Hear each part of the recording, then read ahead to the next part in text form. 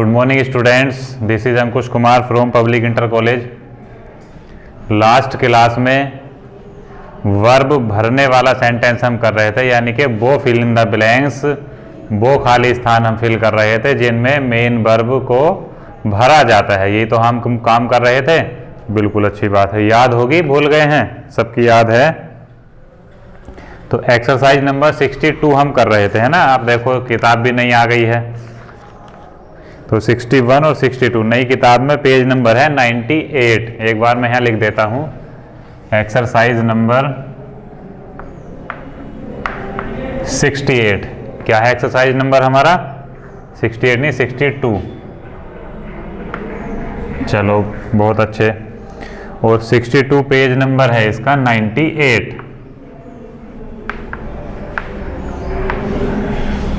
समझ गए? तो याद आ गई होगी बात कि हम क्या काम कर रहे थे। ऐसा सेंटेंस जो वर्ब छोड़ दी जाती है लिखने से, उस वर्ब को हमें फिल करना रहता है उसमें। यही तो बात थी। तो सेंटेंस हम कर चुके थे 10, यानी 10 सेंटेंस। लास्ट सेंटेंस में एक बार करा देता हूं ताकि ध्यान आ जाए कि हमने कहां तक काम किया था। तो देखो ध्यान से, सेंटेंस नंबर 10 था हमारा, did no one to help me.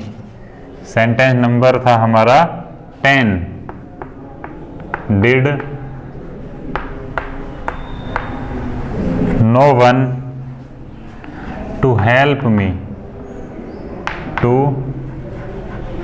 Help me, question mark, और वर्ब हमें भरनी है ट्राई। ठीक है, क्या भरनी है? Verb try.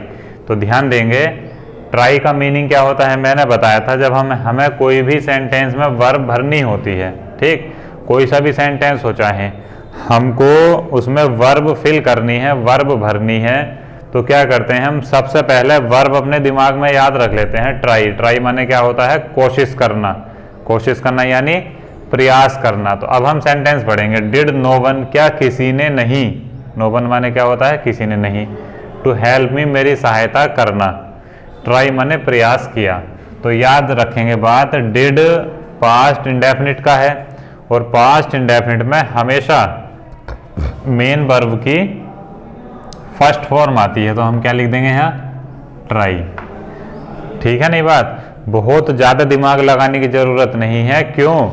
कभी कभी एग्जाम में इतना आसान सेंटेंस दे देते हैं कि जो वर्ब दी हुई है हमें उसे एज इट इज रख देना होता है। एज इट इज माने क्या होता है? As it is. एक शब्द बता रहा हूं मैं यहां, एज इट इज। ठीक, क्या लिखा है ये? As it is. As it is का मतलब होता है यथार्थ।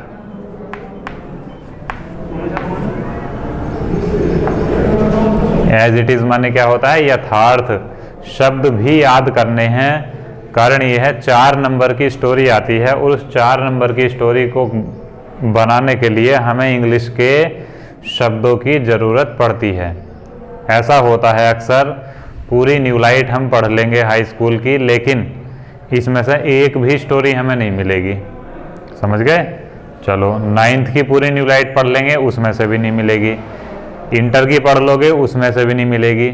समझ में आ गई नहीं? स्टोरी का मतलब होता है हिंदी के कुछ सेंटेंस लिखे हुए आते हैं एग्जाम में, उन सेंटेंसेस का हमें क्या करना रहता है? इंग्लिश में ट्रांसलेशन करना रहता है, यानी कि उस हिंदी के सेंटेंस का इंग्लिश बनाना रहता है। तो ध्यान देंगे बात, अगर हमें शब्द याद हैं, ज़्यादा से ज़्यादा इंग्लिश के शब्द याद हैं, और हमने पढ़ा है हर तरह का सेंटेंस, क्या किसी ने एक सेंटेंस है जैसे, क्या किसी ने मेरी सहायता करने की कोशिश नहीं की। तो जो भी बालक सेंटेंस ये पढ़ रहा होगा, जो भी बालक इस सेंटेंस को पढ़ने के साथ साथ इसका मीनिंग अपने दिमाग में क्लियर कर रहा होगा, तो क्या बात होगी? वो बड़ी आसानी से कोई भी स्टोरी बना देगा। क्यों? क्योंकि उसने अधिकतर जितने भी सेंटेंस पढ़े हैं वो सारे के सारे सेंटेंसेस अर्थ सहित पढ़े हैं। अर्थ सहित का क्या मतलब है? कि उनका अर्थ निकाल कर पढ़े हैं। समझ में आ गई नहीं? तो ये बात विशेष ध्यान रखनी है कि हमें इंग्लिश में अधिकतर जो कुछ भी पढ़ना होता है उसका मीनिंग भी हमें पता होना चाहिए। क्यों? ताकि हम क्या कर सकें, स्टोरी बनाने में सफल हो सकें। एक भी सेंटेंस हमारा गलत ना हो, 100 में से 100 नंबर हमारे आएंगे इंग्लिश में। ऐसी बात नहीं है कि नहीं आएंगे, बिल्कुल आएंगे, लेकिन क्या हो, हमारी कॉपी में, हमारे मैटर में जान होनी चाहिए। अगर हमारी कॉपी में जान नहीं होगी तो कॉपी चेक करने वाला कैसे 100 में से 100 दे देगा? वो क्या करेगा, 2 नंबर का शॉर्ट आंसर आता है तो चेक करेगा, 1 नंबर दे देगा। इसलिए राइटिंग में भी जान होनी चाहिए। जान होने का क्या मतलब है कि उसे देखकर, राइटिंग को देखकर कॉपी चेक करने वाला अपनी नज़र रोक ले कि यार बड़ा अच्छा लिखा है इसने, तो एक बार पढ़ लेता हूँ क्या लिखा है। समझ गए नहीं? कोई भी कॉपी चेक करता है, अगर कॉपी के राइटिंग में दम है, अगर कोई अगर गुस्से में है, अलग ही कॉपी चेक करने वाला तो अलग बात है, लेकिन अधिकतर क्या होता है, कॉपी चेक करते समय ये ध्यान दिया जाता है कि यार राइटिंग बहुत अच्छा है।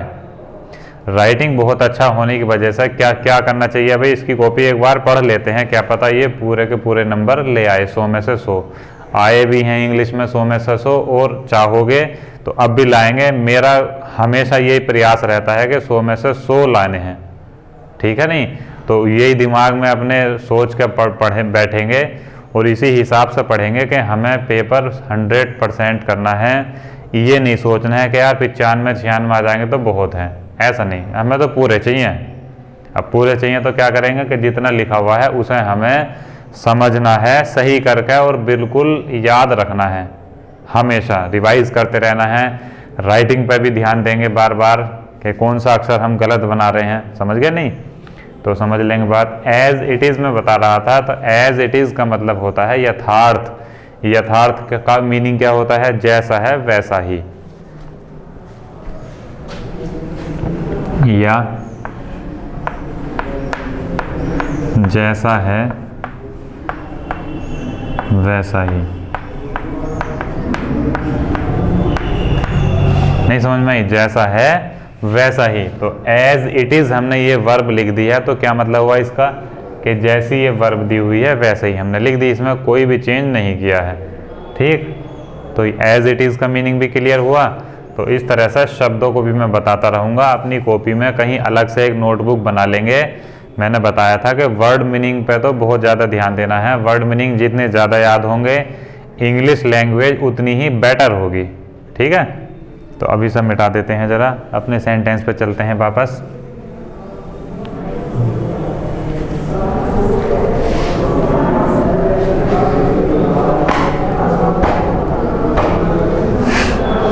तो ये सेंटेंस समझ में आ गया होगा। डिड नो वन ट्राई, क्या किसी ने प्रयास नहीं किया, क्या किसी ने कोशिश नहीं की, टू हेल्प मी, मेरी सहायता करने की। नेक्स्ट सेंटेंस है हमारा आई हैव, सेंटेंस नंबर है 11।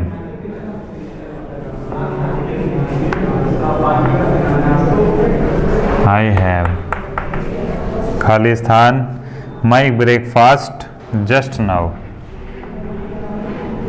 माई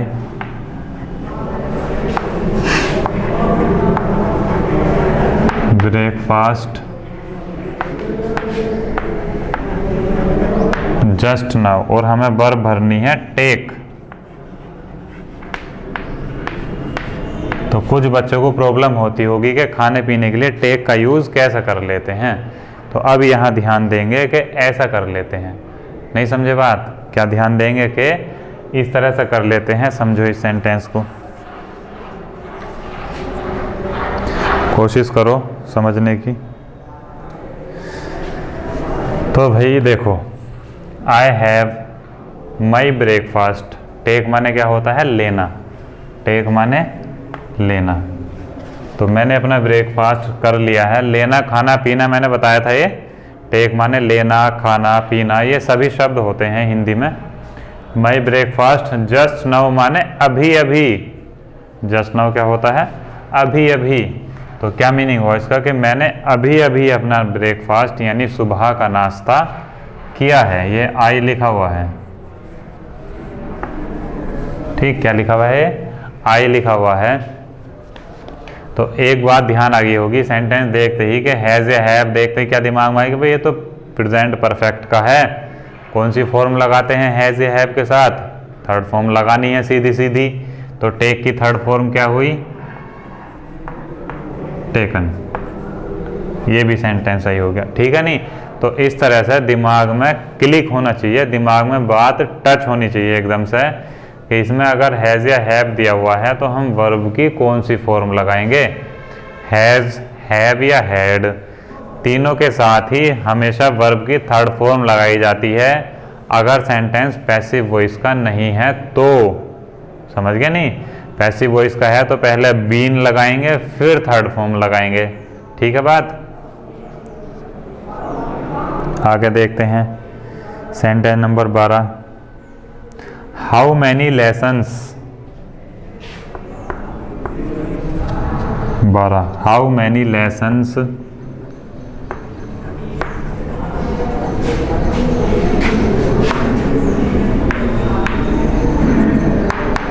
खाली जगह है यहाँ, यू, फिर खाली जगह है, so far in the book, so far in the book,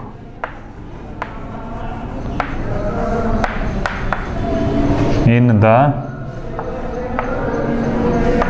book, question mark, verb भरनी है रीड।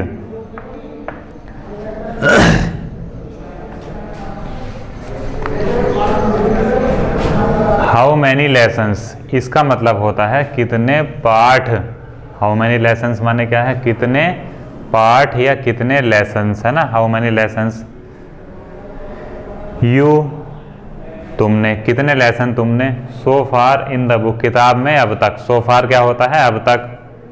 रीड माने होता है सीधा सीधा पढ़ना, कि अब तक तुमने किताब में कितने लेसन पढ़े हैं। सो फार क्या हो गया? अब तक, ठीक? तो अब तक तुम किताब में कितने लेसन पढ़ चुके हो। दिमाग में आ गई नहीं बात? तो सो फार से हमें पता चल गया अब तक, ठीक है नहीं? तो अब हम क्या करेंगे, चुके हो तो पास्ट, वो प्रेजेंट परफेक्ट का ही सेंटेंस है, सीधी सीधी बात है। बहुत अच्छा। अब क्या करेंगे हम, प्रेजेंट परफेक्ट में हेल्पिंग वर्ब क्वेश्चन वर्ड है ये पूरा। हाउ मैनी लेसन्स, ये पूरा यहाँ से यहाँ तक क्वेश्चन वर्ड है। इसे ये नहीं समझेंगे कि ये क्या है, हाउ मैनी लेसन्स क्या है, पूरा क्वेश्चन वर्ड है यहाँ से यहाँ तक। तो है क्या आता है उसमें, प्रेजेंट परफेक्ट में अभी बनाया ऊपर वाला हमने हैव। हैव क्यों लगाया? क्योंकि यू है। सिंगुलर अगर होता सब्जेक्ट तो क्या लगाते हम, हैज़ का यूज करते वहां पर, तो हैव लगा दिया। How many lessons have you. अब मेन वर्ब की कौन सी फॉर्म आती है, थर्ड फॉर्म। रीड की थर्ड फॉर्म भी क्या होती है, रीड होती है, ठीक है? तो ये भर दिया हमने, how many lessons have you read so far in the book. अब तक तुम किताब में कितने पाठ पढ़ चुके हो। रीड माने तो पढ़ना है, आसान है। चलो नेक्स्ट देखेंगे, थोड़ी सी स्पीड बढ़ाते हैं अब। 13, हैव यू एवर,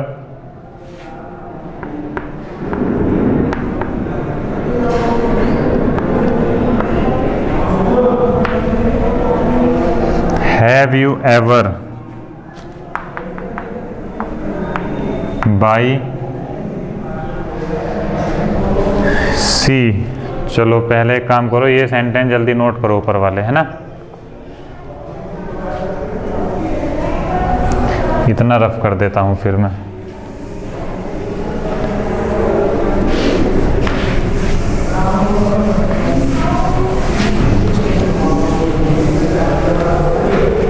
तो have you ever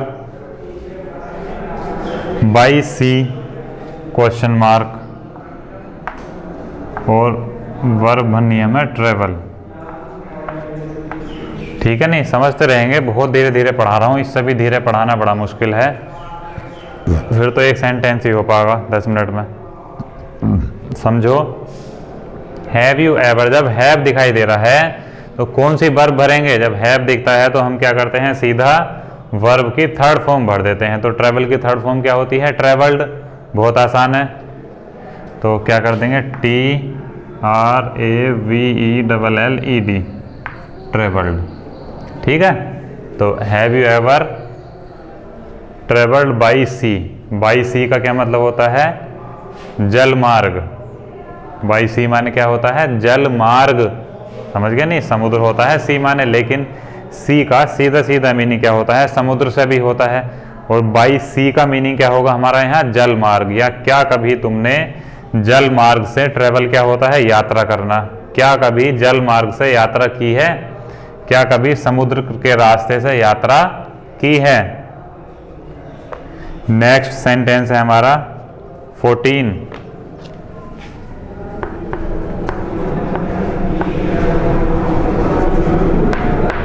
Savita here on Saturday.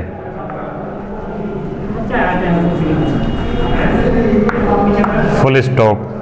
ठीक, सविता।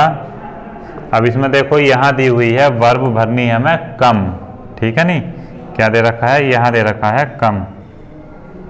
अब पेपर देखो, वो सेंटेंस देखो कितना घुमा कर दिया है, दो सेंटेंस है एक साथ। बट, फिर भी एक सेंटेंस तो सैटरडे तक पूरा हुआ, इससे आगे लिखा हुआ है बट शी, फिर खाली जगह है और वर्ब भरनी है leave. For Agra the next morning.